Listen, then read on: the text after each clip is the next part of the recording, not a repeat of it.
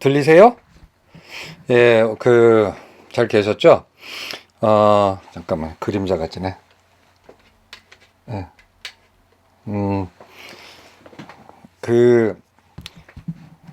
저번에 말씀드린 대로 이제 이 책에 대해서 이제 강의를 좀 하려고 그래요. 왜냐면은, 책을 지었지만, 책을 제대로 이해하는 독자는 이제 별로 없어요. 뭐 인문과학이든 간에 뭐 소설도 마찬가지고, 더구나 의학 같은 경우는 제가 이제 학생들 가르쳐 봤을 때는, 레지던트 가르쳤을 때 그 나중에 충분히 이해 잘했을 거라고 생각한 다음에 이제 다시 물어보면은 깜짝 놀랄 정도로 잘못 이해하고 있는 경우가 많은데, 일반 사람이 오죽하겠어요? 그러니까 그런 취지에서 이 독자 서비스죠, 말하자면. 이 책을 사셨는데 이거 개인적으로 읽으면 아마 굉장히 많이 오독을 할 거예요. 왜냐하면 제가 저번에도 말씀드렸지만, 일반적으로 무슨 인터넷 동호회나 이런 질병에 대한 인터넷 동호회 있잖아요. 그런 데 가서 보게 되면은 너무너무 말도 안 되는 얘기를 하고 있는데, 어디 책에서 읽었다는 거예요, 자기네들끼리. 근데 보면은 정말 자기 좁은 소견으로 자기가 꽂히는 부분만 본 거거든요. 그러면서 이제 아는 척하고 행세하고, 그래서 사람들을 많이 오도를 하는데, 제 책이 그런 거에 도구로 쓰이고 싶진 않아요. 뭐 의도적으로 그렇진 않겠지만. 그래서 이거 보고 완전히 잘못 이해해서 자기가 좋아하는 부분만 완전히 균형 잡히지 않게 잘못 이해해가지고 이제 다른 사람들을 이제 이렇게 곤란에 빠뜨릴까봐, 제가 이제 끝장 서비스죠. 이 독자들에 대해서는 이 책에 대해서 이제 강론을 좀 하려고 합니다. 그래서 오늘이 첫 번째 시간이죠. 말씀드린 대로, 이미 텍스트로 말씀드린 대로 1년 정도 진행할 것 같아요. 1년에서 1년 반.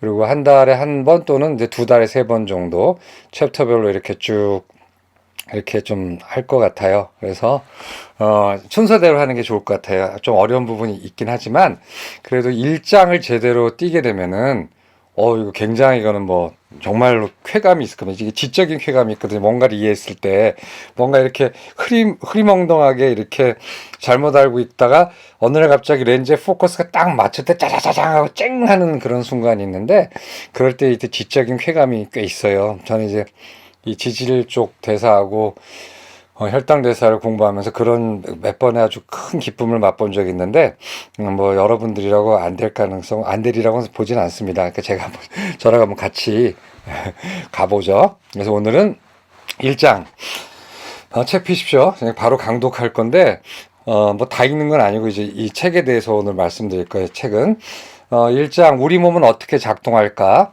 피셨어요? 한번 보도록 하죠. 그리고 오늘 이제 이건 라이브 스트림하고 달라요. 이게 한 달에 한 번의 라이브 스트림은 하여튼 뭐든지 궁금한 거, 지질대사와 당뇨와 고혈압과 심장병에 대해서 모르는 거 있으면 물어봐라 해서 다 대답해 드리는 거고, 제가 이거 지금 말씀드리는 당뇨병 거뜬히 이겨내기 해설은 이 범위 내에서만, 이 책에 대해서만 질문을 받고 대답을 할 겁니다. 그리고 그 시간에 대해서만. 그러니까 무슨 선행학습으로 뒤쪽 읽어놓고 이거에 대해서 질문하시면 질문 안 받아요. 그건 너무 훌륭한 학생인데, 하여튼 저 뒤쪽은 뒤쪽 갈 때 이제 설명을 드릴 거고, 마찬가지로 이 책의 범위하고 완전히 무관한 거는 질문을 받지 않도록 하겠습니다. 오롯이 이 시간은 이 책을 읽었을 때, 여러분이 특히나 이 챕터를 읽었을 때 궁금하거나 뭐 참 이해하지 못하겠거나 하는 거에 대해서만 질문을 받을 거예요. 그래서 지금부터 벌써 시간이 지나갔는데 한 30분 정도 강의하고 7시 반까지 뭐 그 정도 한 다음에 얼추 15분 정도 질문과 대답을 하는 시간을 갖도록 하겠습니다. 자, 우리 몸은 어떻게 작동할까? 요거는 뭐에 대해서 쓴 거냐면은, 에너지 대사에 대해서 쓴 거예요. 우리 몸은 뭘 먹고 사는가라는 뜻이에요. 그리고 우리가 먹지 않았을 때는 우리 몸은 뭘로 먹고 사는가에 대한 오버뷰를 이제 말씀드린 거거든요. 이제 우리가 먹잖아요. 먹는 건 왜 먹죠? 뭐 요새 먹방들이 많아서 뭐 즐거우려고 먹는 건데 그건 아니고 뭐 즐거우려고 먹지만 먹고 살려고 하는 거죠. 안 먹으면 죽으니까. 길게 뭐냐면 우리는 생명이라는데 생명은 뭐냐면은 생명뿐만 아니라 자동차도 그렇고 배도 그렇고 외부에서 에너지를 흡수해서 그걸로 에너지를 만들어서 우리가 쓸 수 있는 에너지를 만들어서 그걸로 살아가는 것이 생명이에요. 그래서 외부에서 우리한테 주는 에너지는 세 가지예요. 우리의 가장 근본적인 에너지는 태양이죠. 우린 다 태양의 딸과 아들이죠. 그게 문학적 비유적 표현이 아니라 진짜죠. 왜냐하면 태양으로부터 받은 광에너지로 말미암아 그것이 식물을 키우고 그 식물을 먹은 초식동물과 육식동물과 최종 소비자인 우리가 고기도 먹으면 태양에너지를 먹는 거고 우리가 식물을 먹어도 우리는 태양의 에너지를 먹는 거예요. 그래서 궁극적인 우리의 생명은 태양으로부터 나오지만 뭐 그건 너무 이제 추상적인 얘기고 우리 그 에너지는 세 가지로 얻을 수가 있죠. 첫째 탄수화물, 그다음 두 번째 지방, 세 번째 단백질. 이 세 가지의 에너지 뭐라 그러죠? 영양소를 통해서 우리 몸에 이제 들어와요. 나머지 뭐 예를 들어서 마이크로 뉴트리언트 같은 뭐 바이타민 같은 거는 에너지로 쓰이진 않고 에너지 대사에 여러 가지 촉매제로서 쓰이고 하지만 우리가 이제 세 가지를 보통 에너지라고 얘기해서 탄수화물 1g은 4칼로리, 단백질 1g도 4칼로리, 그 다음에 지방 1g은 9칼로리, 그 다음에 여기에 포함되지 않는 술 1g은 7칼로리예요. 그래서 이제 술은 늘상 마시는 사람, 물론 술로 막걸리로 뭐 밥을 대신하는 사람도 있고, 제가 유학했던 영국 같은 데는 기네스 맥주를 갖다가 밥처럼 에일 같은 건 되게 찐득찐득하잖아요. 그걸 먹는 사람도 있지만 이제 우리 세 가지 에너지를 보통 얘기를 해요. 그런데 여기서 이제 단백질은 논외로 칩시다. 단백질은 얘는 효소로서 작용하고 기능으로서 작용을 해서 단백질은 칼로리는 있지만 단백질을 칼로리로 쓰진 않아요. 그러니까 열량 위해서 쓰진 않는다는 거예요. 단백질을 칼로리로 쓰는 순간 그건 뭐냐면 우린 굶었다는 뜻이에요. 그래서 기하선상에서 뭐 예를 들어서 조난을 당하거나 이럴 때는 우리 몸에서 근육이 막 나가잖아요. 이제 그게 단백질을 칼로리로 쓰기 시작하는 건데 그거면 이제 몸이 망조가 난 거고 보통은 두 가지 에너지를 써요. 그래서 하나는 탄수화물, 하나는 지방 이 두 가지를 에너지로 쓰는 거예요. 근데 이제 지방은 에너지로 쓰는 경우가 많진 않아요. 왜냐하면 지방을 바깥에서 구하는 경우는 많지 않았죠. 우리가 늘 기근을 되풀이했던 거기 때문에 주로 탄수화물을 많이 썼어요. 그래서 못 사는 나라일수록 탄수화물이 그 전체 먹는 칼로리에 해당하는 게 막 예를 들어서 전체 90% 이랬단 말이에요. 그런데 이제 하여튼 문명화되고 공업화되고 이러면서 공업 축산이 발달하면서 점점 지방인 칼로리가 많아져서 옛날에 우리나라 60년대에는 지방이 2%, 그다음에 탄수화물이 98% 이러다가 이제 지금은 탄수화물이 55에서 60%, 지방이 한 23%, 나머지 이제 단백질로 이렇게 얻게 되는 거예요. 그래서 자, 좀 복잡하지만 이거 꼭 알고 계셔야 돼요. 그리고 우리는 지방과 그 다음에 탄수화물 두 가지를 에너지원으로 쓸 수 있다. 지방은 뭐 불포화지방, 포화지방 뭐 이런 거고 둘 다 똑같은 에너지원이고 그 다음에 탄수화물은 이제 흔히 포도당, 그 다음에 과당 뭐 이런 건데 주로 포도당을 이제 에너지원으로 쓰죠. 포도당 덩어리가 녹말이란 말이에요. 밥 같은 거, 식물의 뿌리 같은 거, 고구마, 감자 이런 게 다 이제 우리 포도당 덩어리들이죠. 근데 이제 어떻게 하냐면 이제 생명의 과정을 간단히 설명드리면 우리 자동차 여러분 휘발유 있잖아요. 휘발유나 경유는 전부 다 동물 시체에서 나온 거잖아요. 석유니까. 탄소예요. 그게 또 탄소. 그게 어떻게 되죠? 산소와 결합을 하죠. 산소와 결합해서 뭘 합니까? 연소가 되죠. 뻥 하고 폭발하잖아요. 그럼 뭐죠? 움직이는 동력이 나오잖아요. 그 다음에 뭐가 나오죠? 배기가스가 나오죠. 그게 CO2란 말이에요. 이산화탄소가 나와요. 불완전 연소가 되면 일산화탄소가 나오는 거고. 그 다음에 또 뭐가 나오죠? 차 문 닫고 딱 차 엔진 끄고 나서 내가 이제 어디 걸어갈 때 차 밑에서 뚝뚝뚝뚝 물 떨어지잖아요. 물이 나와요. 그러니까 원자력을 제외한 모든 이 지구상에서 에너지를 쓰는 과정은 에너지원 더하기 석유 더하기 산소하고 결합해서 연소시키고 에너지 나오고, 다음에 뭐가 나오죠? 물과 그 다음에 이산화탄소가 나와요. 우리 몸이 똑같아요. 우리 몸의 내연기가 엔진은 세포 안에 마이토콘드리아라고 있죠. 미토콘드리아. 자, 우리가 탄수화물을 먹거나 지방을 먹게 되면은 어떻게 되죠? 안에서 우리가 호흡을 해서 뭐가 같이 들어가나요? 호흡을 해서 같이 들어오면 이거 어느 쪽을 봐야 될지 어지러워가지고 제가 이쪽 볼게요. 호흡을 해서 먹게 되면은, 호흡을 하게 되면은 산소가 들어오잖아요. 네, 산소가 들어오게 되면은 합쳐져 가지고 마이토콘드리아에서 에너지가 만들어져요.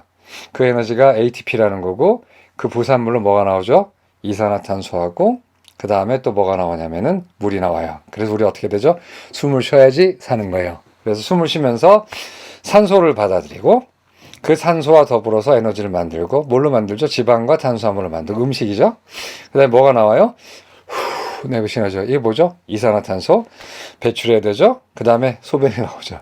이게 바로 생명이에요. 그러니까 아주 간단하게 얘기하면 생명의 메커니즘이라는 거죠. 이게 바로 내연기관도 그렇고 원자력이나 수소 폭탄을 제외하고는 모든 지구상의 생명체, 모든이라는 건 좀 어폐가 있죠. 산소를 쓰지 않는 생명 반대니까. 그렇게 해서 이렇게 만드는 거예요. 그래서 우리 생명이라는 건 결국은 포도당과 그다는 탄수화물과 지방을 섭취해서 에너지를 만들고 물과 그 다음에 이산화탄소를 내보내는 과정이다 라고 이제 말씀드릴 수가 있어요. 자, 이제 요게 어느 정도 오버뷰고, 이제 오늘 말씀드릴 거는 지방 나중에 나오고 탄수화물에 대해서 좀 말씀을 드리도록 할게요. 지금부터는 좀 덜 어려워요. 자, 뇌가 있어요. 뇌가 참 문제가 되는 게, 뇌는 우리 산소, 그 포도당을 먹는 하마예요. 그래서 굉장히 연비가 나빠요. 이거는 잠을 자든, 그 다음에 내가 뭘 열심히 움직이든, 가만히 있든 간에 일정량의 그거를 소비하게 돼 있어요. 포도당을 소비하게 돼 있는데, 하루에 약 120g 정도의 포도당을 소비를 합니다. 여기 써 있어요. 보면은, 이제부터 책을 좀 보면서 얘기를 할게요. 27페이지에 포도당 먹는 하마 뇌라고 되어 있죠. 뇌는 24시간 동안에 120g의 포도당을 써야 돼요. 이게 어마어마한 양이에요. 어마어마한 양. 왜냐면 티스푼 하나 분량이 3에서 5g이에요. 근데 3에서 5g인데 한번 계산을 좀 해볼게요. 우리가 공복 때 혈당이 100mg이라고 쳐요. 100mg per 데시리터인데 우리 몸에 피만 쭉쭉 보면 5리터예요. 5리터. 그러면은 우리 몸 안에 얼마가 있냐면은 지금 이 순간에 제가 피를 다 뽑아가지고 봤을 때는 5g밖에 없어요. 그러니까 이 큰 술 티스푼이 5g이거든요. 5g밖에 없어요. 근데 뭐 이거 너무 야박하다 해가지고 다음 페이지에요. 여기는 세포 간질액을 쪽쪽쪽쪽 다 뽑아가지고 제 몸을 스퀴징 해가지고 다 뽑았을 때 약 13g의 당이 나오는 거예요. 13g의 당이 13리터니까. 그럼 13g의 당이 나오면, 자, 얘가 120g인데 제가 단번에 여기 지금 현재 제 몸에 존재하는 혈당이 13g이라고 했을 때 뇌는 이 13g의 혈당을 가지고 얼마나 버틸 수가 있냐는 거예요. 계산식 쉽죠? 120g 대 24시간은 13g 대 X. 그 비례식이잖아요. 즉 X는 얼마 나오냐? 2시간 반밖에 못 나와요. 그 말은 뭐냐면은 제가 제 몸에 있는 걸 다 쥐어짜가지고 그 뇌를 먹여 살려봤자 2시간 반밖에 내가 못 버텨요. 그러면 우리가 이 몸 안에 있는 혈액 내에 있는 그 바깥에 물 속에 있는 혈당만 가지고 뇌가 2.5시간밖에 못 버티기 때문에 만약에 다른 장비가 없다면 우리 뇌는 죽어야 돼요. 뇌사돼야 되죠. 왜냐하면 뇌는요 지방을 못 써요. 뇌는 오로지 포도당만 쓸 수 있는 기관이에요. 여기서 이제 모든 문제가 시작이 되는 거예요. 그러나 이 뇌가 그렇기 때문에 우리는 진화란 거고, 우리가 생식하는 분들 자꾸 제가 생식하지 말라고 그러는데, 생식을 했다가 불에 구워서 먹음으로 해가지고 소화에 쓰는 에너지가 줄어든 거거든요. 그리고 소화기간이 짧아진 거고, 그러면서 어떻게 돼? 에너지가 남아 돌면서 이게 이 에너지와 이런 거를 지능으로 보냈다는 게 진화학자들의 그 주장이에요. 그렇기 때문에 생식하겠다는 건 다시 이제 오스트랄로피테쿠스로 돌아가겠다는 얘기죠. 왜냐하면 소화에 드는 에너지가 엄청 많이 들거든요. 살 빼려면 그렇게 해도 되긴 될 거예요. 그러나 일반적으로 생식하면 정신이 맑아진다 그러는데 그거는 이제 잡생각이 안 나서 그렇겠죠. 여기로 가는 에너지가 적기 때문에. 자, 다시 돌아와서. 그렇기 때문에 우리 뇌가 아주 독특해요. 인간의 뇌는 전체 이 피의 25%가 여기로 올라가고 전체 에너지에 많이 쓴다고 생각할 때 40% 에너지가 뇌가 쓰기 때문에 이 뇌를 어떻게 하면은 먹여 살리고 뇌를 어떻게 보존하느냐가 인류의 숙제가 된 거예요. 그래서 이제 복잡한 이제 이런 지금부터 말씀드리는 메커니즘이 생긴 거거든요. 자, 하여튼 다시 돌아와서 우리가 지금 현재 존재하는 모든 혈당으로 뇌는 2.5시간밖에 못 산다. 그럼 어떻게 해야 되느냐? 우리가 깨어있을 때 뭐 하죠? 먹죠. 자꾸 먹잖아요. 간식도 먹고 밥도 먹고 해가지고 자꾸 혈당을 이제 올려주는 거죠. 그런데 그건 좋다 이거예요. 그리고 자주 먹는다 쳐요. 그러면은 잠잘 때 어떻게 할 거냐는 거예요. 잠잘 때. 잠을 잘 때 우리가 2시간 반마다 일어나서 먹어야 되잖아요. 그럴 순 없잖아요. 그 다음에 또 어떻게 되는 거죠? 뭐예요? 잠깐만요. 전화가 왔네. 웬 전화냐? 잠깐만요. 이걸 끊어야지. 예. 그 다음에 링겔을 달고 잘 수도 없잖아요. 그렇죠? 링겔 달고 잘 수 있으면 좋은데, 그래서 어떻게 하냐면 우리는 몸 안에 링겔을 내장하고 있어요.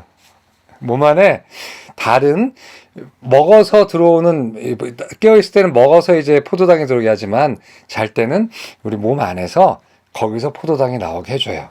그게 뭐냐면 바로 간이에요. 그래서 보게 되면 2번 잠잘 때 먹지 않고 버티게 해주는 간이라고 되어 있죠. 그래서 뇌와 다른 장기에 포도당을 공급해주는 보조 배터리가 있다. 이걸 바로 간이라고 그래요. 그래서 일단 우리가 낮에 먹잖아요. 낮에 먹는 에너지를 다 쓰는 게 아니라 낮에 먹는 에너지를 어디에 보관하냐면 당은요 간에다 보관해줘요. 그 다음에 근육에다 보관해줘요. 그 다음에 지방은 어디다 보관해주냐면 뱃살에다 보관해줘요. 지방세포에다가. 그래서 조금 이따 나오겠지만 챕터 4에 뱃살은 장기 배터리죠. 이거는 롱 배터리예요. 그러니까 오래오래 저장하는 축전지 같은 거고, 간은 하루 베이스로 당이 들락날락 해주는 말하자면 보조 배터리. 굉장히 턴오버가 빠르고, 그 다음에 충전도 빠르지만 방전도 빠른 그런 배터리가 이제 간이라고 얘기가 되는 거예요. 그래서 이게 우리가 얼마나 우리가 혈당을 보관할 수가 있냐면은, 간은 여기 제가 이 오해가 있을까봐 불러드릴게요. 29페이지. 그 두 번째 단원에 간은 남아도는 포도당을 포도당 중합체인 글라이코젠이라는 형태로 저장합니다. 글라이코젠은 수용성이라 반드시 물을 포함하기 때문에 부피가 커져 많은 양을 저장할 수 없습니다. 이거 복잡해질까봐 제가 숫자를 안 썼는데 이거 지금 듣는 분들은 쓰세요. 근육은 300에서 450g의 글라이코젠을 보관할 수가 있고, 간은 50에서 120g 정도의 글라이코젠을 보관할 수가 있어요. 그런데 이 얼마나 터무니없이 작은 양이냐면요. 근육에 있는 거는 자기가 써요. 근육에서는 글라이코젠을 분해해서 혈당으로 분해해가지고 포도당으로 분해해서 피로 보내줄 수 있는 효소가 없어요. 그래서 오로지 근육은 지가 당을 써요. 그래서 근육에 보관하는 거 빼고 간만이 오로지 지가 갖고 있는 그런 글라이코젠을 분해해서 포도당으로 만들어서 혈중으로 유리해 줄 수가 있는데, 그래봤자 50에서 120g이거든요. 근데 요거 약 1, 2일 분량이 좀 틀렸어요. 여기 약 하루에서 이틀 분량의 포도당만 저장할 수 있을 따름이라고 되어 있잖아요. 실제로는 하루도 안 되고요. 간은요, 이 책 혹시 이거 보고 있는 의사분들 이 책 꼭 사세요. 휴먼 메타볼리즘, 메타볼릭 레귤레이션인데, 이건 제가 3판이 있는데 4판도 나왔어요. 2019년에. 이거 사셔서 어디 보냐면, 아니, 꼭 보실 필요는 없고, 제가 숫자를 못 외워가지고 그래서 항상 숫자에 대해서 오해가 있을 수가 있는데, 예. 어떻게 되면 전체 탈탈 털어서 18시간밖에 못 버텨요. 18시간밖에. 그 다음에 간에 있는 거는 기껏해야 120g이니까, 2시간도 못 버티는 거죠. 그렇게 되는 거죠. 그래서 굉장히 적은 용량밖에 없어요. 그래서 이렇게 간이 있다 하더라도 겨우 하루 오버나이트만 버티는 거예요. 그래서 자고 있을 때 간에서 혈당을 만드는데 이것도 숫자로 좀 적어두세요. 의사분들 적어도 되고 뭐 그냥 좀 이렇게 숫자 좋아하는 분들 적어주시는데 간에서 밤 사이에서 당이 얼마나 나오냐면 분당 130g 정도 나와요. 65kg 정상이라 할 때 130mg 정도가 나오는데 그 중에서 뇌가 80mg을 다 가져가요. 분당. 잠자는데도 아무것도 안 움직이는데도. 그래서 얘는 완전히 냉장고예요. 안 움직이는데도 붕붕붕붕 거리면서 혈당을 쓰거든요. 얘가 항상 문제? 하여튼 얘가 혈당을 이렇게 많이 쓰는 거예요. 네, 그렇기 때문에 이런 식으로 이제 간이 이걸 이제 백업해 주는 거죠. 그런데 간이 기껏해야 얼마나 되겠어요. 아까도 말씀드렸지만 좀 전에도 말씀드렸지만 간은 적으면 50g, 많으면 120g 정도의 글라이코젠밖에 포함하고 있지 않기 때문에 내가 하루만 굶어도요 다 빠져버려요. 그럼 다 빠져버리면은 어떻게 되죠? 생성을 못 하잖아요. 뭘 안 먹으면은. 그러면 죽어야 되느냐? 그건 그렇지가 않아요. 그래서 다음에 이제 나오는 거, 그때 이제 뭐가 있냐면 백업이 뱃살에서 에너지를 공급해 주는 거예요. 그래서, 일단은 그거 나중에 천천히 얘기해 드릴까요? 그래서, 자, 지금까지 얘기한 거 한번 다시 되새기면은, 첫째, 우리 몸에 있는 혈당은 기껏해야 13g이다. 근데 문제가 생겼는데, 뇌가 하루에 120g 정도의 포도당만을 쓸 수밖에 없다. 그러면은 우리가 갖고 있는 걸 톨톨 털어도 2시간 반밖에 뇌를 공급해 줄 수 없다. 나머지 다 죽으라는 얘기를 하잖아요. 그죠? 그러니까 그럼 우리가 어떻게 하느냐? 낮에는 먹어요. 그 다음에 밤에는 어떻게 하느냐? 링겔 꽂고 잘 수 없으니까 간에서 당을 만들어준단 말이에요. 그런데 간에서 당을 만드는 게 적당히 만들어줘야 되는데 많이 만들어주면 아침 공복 혈당이 높아요. 그게 뭐죠? 공복 혈당 장애 또는 당뇨란 말이에요. 나중에 나오겠지만 간이 그런 식으로 당을 너무 많이 만들게 하는 뱃살이 많은 사람, 지방간인 사람, 스트레스를 받는 사람, 그 다음에 악몽을 꾸는 사람, 그런 사람들은 이제 아침당이 높은 거죠. 그래서 여기서 우리가 하나 알 수 있는 거는 우리 아침의 혈당은 아무것도 안 먹고 일어났을 때 혈당은 간이 만들어준 혈당이라는 거예요. 그래서 우리가 아무것도 안 먹었을 때는 간이 당을 백업해주고 무언가를 먹었을 때는 음식이 당을 백업해준다라는 겁니다. 그래서 이거 좀 아셨으면 되고요. 그 다음에 3. 밥을 먹으면 포도당의 포구에 빠진다. 자, 우리가 밥을 먹잖아요. 그러면 밤사이 아무것도 안 먹었으니까 그걸 뭐라고 그래요? 오버나잇 파스트라고 그래요. 파스트라는 거는 FAST, 이제 미국식으로 패스트라고 그러죠. 우리가 이 아침을 뭐라고 그래요? 브레이크패스트라고 그러죠. 브레이크파스트라고 그러죠. 브레이크파스트. 브레이크파스트라는 건 뭐예요? 파스트를 깬다라는 거잖아요. 그러니까 굶지 않는다. 이제 굶는 거를 그만둔다는 뜻이죠. 먹는다는 뜻이죠. 그만큼 아침이라는 거는 이렇게 영어 사전에 보게 되면은 그만큼 아침 먹는 게 중요하다는 뜻인데 그렇게 되면 이제 탄수화물을 막 흡수하잖아요. 자, 우리가 보통 얼마나 굶습니까? 한 8시부터 굶어서 아침 6시까지 굶으면은 거의 12시간을 굶잖아요? 간이 거의 다 허기지는 거예요. 간에서 많이 만들지만, 간이 이제 거의 이제, 여기서 또 숫자 하나 적으실래요? 간에서 아까 밤사이에 내주는 당이 분당 130g이라고 그랬는데, 그 중에 65g은 포도당을 새로 만드는 거예요. 그거는 이제 나중에 다 통합됐겠지만, 뱃살에서 오는 거, 근육에서 오는 여러 가지 재료를 바탕으로 만드는 거고, 나머지 65g은 아까 말씀드린 글라이코젠을 분해해가지고 만드는 거예요. 그래서 새로 당을 만드는 당 신생이라고 그래요. 그 다음에 하나는 당 분해 작용해가지고 65g 만들어 해가지고 130g 정도, 미리그램 정도를 분당내는 거죠. 좀 어렵지만 이건 이제 필요한 사람은 알아두세요. 이건 막 두서없이 제가 얘기하지만 나중에 다 이제 맞춰질 거예요. 그래도 구체적인 숫자를 좀 얘기해야지 재밌지 않을까요? 그 다음에 아침에 이제 밥을 먹어요. 밥을 먹는데 그렇기 때문에 아침이 가장 모든 음식을 잘 흡수할 수 있을 때예요. 그래서 인슐린 저항성이 가장 낮아요. 아침이. 그러니까 아침에 거꾸로 말하자면 인슐린에 대해서 가장 민감해요. 그리고 저녁이 가장 인슐린 저항성이 강해요. 그래서 같은 식사를 똑같이 한다 하더라도 아침을 먹을 때가 당이 제일 낮고요. 그만큼 당을 많이 흡수해 준다는 거죠. 저녁에 먹었을 때가 당이 가장 높아요. 그래서 저녁은 왜 그러죠? 필요 없잖아요. 먹을 필요가. 먹을 필요 없는 걸 먹었으니까 잘 처리를 못 하는 거죠. 그래서 일단 밥이 딱 들어오게 되면 우리 몸에서 어떤 일이 일어나냐면 보통 우리가 정상적인 식사를 할 때 한 끼에 약 300g의 탄수화물이 들어가요. 물론 이제 밥 같은 거 뭐 120g 재서 먹지만 사람들이 잘못 알고 있는 게 밥이 탄수화물의 단주하는데 당근도 탄수화물이죠. 배추도 탄수화물이죠. 다 곡류는 탄수화물이란 말이에요. 채소도. 하여튼 합쳐서 300g 정도가 들어가는데 만약에 인슐린이 없다고 한다면 얼마나 혈당이 많이 올라갈 것 같으세요? 인슐린의 작용이 없으면 그냥 완전히 프리 디퓨전, 그냥 획 지나간다고 하면은 얼마나 될 것 같으세요? 책에 나오죠? 800mg/dL 이렇게 올라가요. 그러니까 어마어마하게 올라가는 거죠. 그래서 일형 당뇨 환자들 진짜 마음대로 먹고 오는 분 중에 한 700mg/dL가 있단 말이에요. 25분 다 됐네. 이제 5분 남았어요. 네, 그래서 그러나 우리가 보통 식후 혈당이 얼마죠? 한 160mg/dL 정도 되잖아요. 그 왜 그럴까요? 800mg/dL까지 올라가는 게 아무것도 우리가 간섭을 안 했을 때의 숫자라는데 왜 160mg일까? 인슐린 때문에 그래요. 인슐린이 나오거든요. 혈당이 딱 오는 순간 인슐린이 딱 감지해요. 바로 3분 안에 감지해요. 이 췌장에서 딱 감지해서 꽉 하고 인슐린이 빵 터내는 거죠. 그래서 인슐린이 드디어 이제 주인공으로 나오는 거예요. 그래서 4장 에너지 대사의 스위치 인슐린.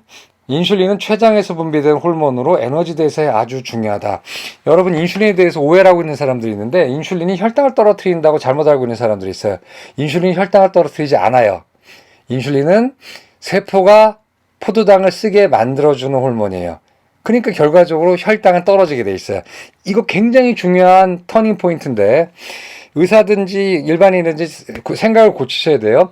지금 모든 사람 혈당 위주의 생각을 했거든요. 그러나 세포 위주의 생각을 하셔야 돼요. 당이 들어가지 않는단 말이에요. 그 세포로. 그렇기 때문에 혈당이 올라가는 거예요. 인슐린은 뭐를 하는 호르몬이냐? 혈당을 낮추는 호르몬이 아니라 세포가 혈당을 흡수해서 혈당을 쓸 수 있게 해주는 호르몬이에요. 그러니까 어떻게 되죠? 세포가 자기가 에너지를 받아서 쓰게 되는 거예요. 그래서 앞으로도 혹시나 여러분들이 인슐린을 써서 혈당을 낮춘다라고 생각하지 마시고 인슐린을 써서 세포가 혈당을 받아들일 수 있게 한다라고 생각하셔야 좀 더 건설적인, 좀 더 사실에 가깝게 이해하시는 겁니다. 그러니까 인슐린 쓰면 살이 찌는 거예요. 그죠? 혈당이 막 올라간다는 건 세포가 포도당을 받아들이지 못해서 굶는다는 거예요. 그리고 당이 전부 소변으로 새요. 그러니까 세포가 영양실조에 걸리는 거거든요. 그런데 인슐린을 쓰거나 당뇨가 좋아지게 되면 어떻게 되죠? 살이 찌죠. 왜냐? 소변으로 막 낭비되던 당이 드디어 세포로 흡수돼서 살이 찌는 겁니다. 그러니까 인슐린을 그 당을 떨어뜨리는 호르몬이라고 생각하시면은 인슐린의 그런 어떤 진짜 사실적인 효과가 아예 무시가 되는 거예요. 그래서 인슐린은 혈당을 떨어뜨리는 게 아니라 세포가 혈당을 쓰게 하는 그런 호르몬이다라고 생각을 하시면 돼요. 제가 오늘 하고자 했던 거는 인슐린 4장까지 4페이지 에너지 대사 스위치 인슐린까지 얘기하려고 그랬었는데 지금 얘기하다 보니까 이걸 다 얘기를 못 마칠 것 같아요. 그래서 요거는 다음에 얘기를 좀 하고요. 하여튼 인슐린에 대해서 맛배기로 말씀드리면 인슐린은 혈당만 또 관여하는 호르몬이 아니다. 인슐린은 어디에 관여하느냐? 지방 대사, 인슐린은 단백질 대사, 인슐린은 포도당 대사, 인슐린은 어떤 대사? 또 혈관 대사에도 관여하는 굉장히 중요한 호르몬이에요. 그래서 인슐린의 효과를 맛배기로 좀 말씀드리면 인슐린은 세포가 당을 흡수하게 한다. 궁극적으로 혈당을 떨어뜨린다. 두 번째, 인슐린은 지방세포가 살찌게 한다. 따라서 인슐린 맞는 환자들은 가끔 또 인슐린이 정상적으로 회복이 되면 살이 찐다. 반대로 인슐린 아예 안 나게 하는 인위적인 다이어트, 저탄고지 같은 거는 인슐린이 안 나오기 때문에 지방세포가 자기가 지방을 갖고 있을 수 없기 때문에 확 살이 빠져요. 그래서 이거를 역이용해가지고 몸을 도구적으로 환원론적으로 이용한 게 이제 저탄고지죠. 별로 좋은 건 아니고요. 세 번째, 인슐린은 근육을 증가시킨다. 단백질도 인슐린이 있어야지 근육으로 들어갈 수가 있어요. 그래서 가끔 근육 키우겠다는 사람들이 잘못해가지고 탄수화물 안 먹고 단백질만 먹거든요. 절대 안 커요. 질 좋은 탄수화물 먹어서 인슐린이 나오게 하고 그 인슐린이 단백질까지 끌고 들어가야 돼요. 근육까지. 그래서 근육 대사에도 영향을 주고요. 또 인슐린은 혈관 확장 작용을 해줘요. 그래서 당뇨 환자 중에 혈압이 약간 높은 사람이 있는데 그거는 혈관이 인슐린에 대해서 저항을 갖고 있기 때문에 혈관이 이렇게 잘 안 늘어나요. 그런데 되게 재밌는 게 듀비에라고 제가 쓰는 약이 있어요. 또는 이제 피올리타전이라고 또 다른 회사에서 나온 약은 인슐린을 감수성을 증가시켜주는 약이거든요. 근데 그런 경우에는 덤으로 혈압까지 좀 떨어지는 경우가 있어요. 그래서 인슐린은 혈관 작용도 한다는 거예요. 그래서 인슐린은 굉장히 여러 가지 작용을 하고 뇌에서는 인슐린은 인지 기능에 굉장히 중요한 역할을 해요. 그래서 당뇨병 환자들 아주 희한한 게 이 뇌에서는요 인슐린 뇌에 희한하게 인슐린 리셉터가 있어요. 왜냐하면 그건 희한한 거거든요. 왜냐하면 뇌는 인슐린과 무관하게 당을 흡수하거든요. 일정하게. 근데 인슐린 수용체가 있단 말이에요. 근데 그게 뭐 하는 건가 했더니 뉴런과 뉴런의 연결을 굉장히 원활하게 해준다고 돼 있어요. 그게 결국 치매랑 관련돼 있어요. 그래서 치매를 제3형 당뇨라고 얘기를 하는 경우가 있어요. 그게 바로 인슐린의 액션 중에 하나예요. 인지작용에 굉장히 중요한 역할이고 어떻게 알았냐면 옛날에 코로 흡입한 인슐린을 개발했었어요. 이게 하도 귀찮고 괴로우니까. 그런데 해봤자 이 일정량이 이 코로 들어가지 않으니까 이건 실패했다 그랬는데 너무 나중에 희한한 결과가 나오는 게 코로 쓰는 인슐린 쓴 사람들 인지 기능이 향상됐다는 거예요. 그래서 거꾸로 알아보니까 인슐린이 뇌에도 작용하는구나 이렇게 이제 알게 된 거예요. 그래서 인슐린은 여러 가지 작용이 있는데 오늘 여기까지 하도록 하죠. 오늘 30페이지, 31페이지 4 에너지 대사 스위치 인슐린까지 강의를 했습니다. 지금부터 질문 받도록 하겠습니다.